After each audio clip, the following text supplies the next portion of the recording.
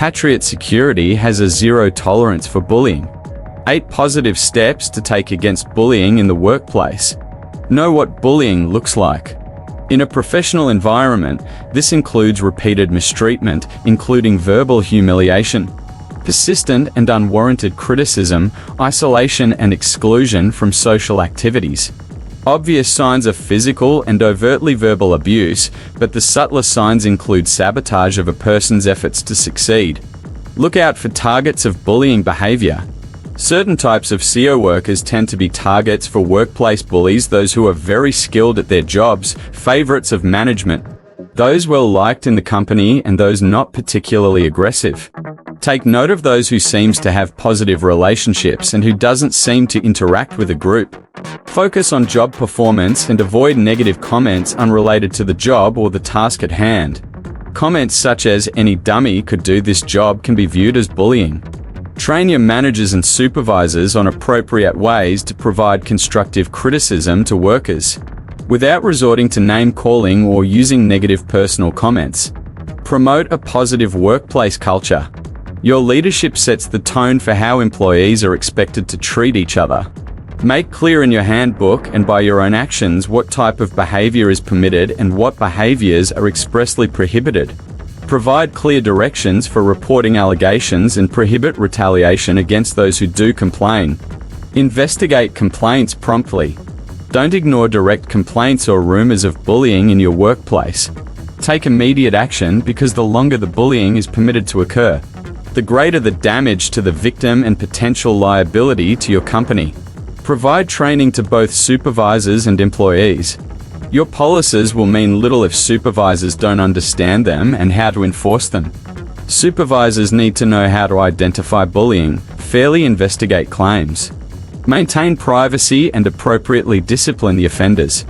And if employees are not made aware of their right and responsibility to report such behavior, they will continue to work under the assumption that the employer does not take this seriously. Encourage a zero-tolerance environment. In the survey noted previously, bullied workers were asked how the employer handled the situation. The majority of bullies were found to be bosses or supervisors, and 72% of those surveyed felt their employer rationalized or even encouraged a culture of bullying or denied it even existed. In those cases, it is impossible for employees to feel safe or have any confidence or ability to be productive and happy in their jobs. Call bullying what it is. Using euphemisms such as incivility, disrespect, personality conflicts, difficult people, management style, trivializes bullying and is a grave disservice to those being bullied. Not calling bullying bullying, in order to avoid offending the sensibilities of those who made the bullying possible, adds to the injury done to bullied individuals whose jobs, careers, and health have been threatened as the result. Patriot Security has a zero-tolerance policy for harassment in the workplace. Harassment, defined by THEOC, harassment is a form of employment discrimination that violates Title VII of the Civil Rights Act of 1964, the Age Discrimination in Employment Act of 1967, ADEA, and the Americans with Disabilities Act of 1990, ADA. Harassment is unwelcome conduct that is based on race, color, religion, sex including pregnancy, national origin, age 40 or older, disability, or genetic information. Harassment becomes unlawful where 1, enduring the offensive conduct becomes a condition of continued employment, or 2, the conduct is severe or pervasive enough to create a work environment that a reasonable person would consider intimidating, hostile, or abusive. Anti-discrimination laws also prohibit harassment against individuals in retaliation for filing a discrimination charge, testifying, or participating in any way in an investigation, proceeding, or lawsuit under these laws, or opposing employment practices that they reasonably believe discriminate against individuals in violation of these laws. To be unlawful, the conduct must create a work environment that would be intimidating, hostile, or offensive to reasonable people. Offensive conduct may include, but is not limited to, offensive jokes, slurs, epithets or name-calling, physical assaults or threats, intimidation, ridicule or mockery, insults or put-downs, offensive objects or pictures, and interference with work performance.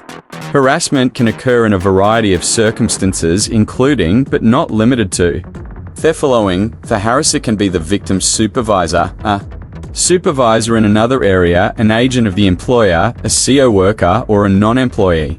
The victim does not have to be the person harassed, but can be anyone affected by the offensive conduct. Unlawful harassment may occur without economic injury to or discharge of the victim. Words to listen for when hearing a complaint and needs to be reported are uncomfortable, unsafe, unwelcomed, harassed, and offended. Prevention is the best tool to eliminate harassment in the workplace. Patriot Security EOC will not tolerate unwelcome harassing conduct.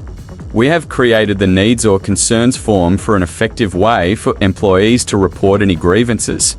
We also strive to create an environment in which employees feel free to raise concerns and are confident that those concerns will be addressed.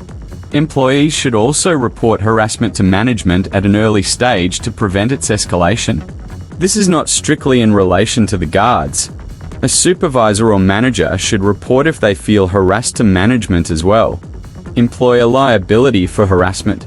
The employer is automatically liable for harassment by a supervisor that results in a negative employment action, such as termination, failure to promote or hire, and loss of wages. If the supervisor's harassment results in a hostile work environment, the employer can avoid liability only if it can prove that 1. It reasonably tried to prevent and promptly correct the harassing behavior, and 2. The employee unreasonably failed to take advantage of any preventive or corrective opportunities provided by the employer. The employer will be liable for harassment by non-supervisory employees or non-employees over whom it has control. For example, independent contractors or customers on the premises if it knew or should have known about the harassment and failed to take prompt and appropriate corrective action.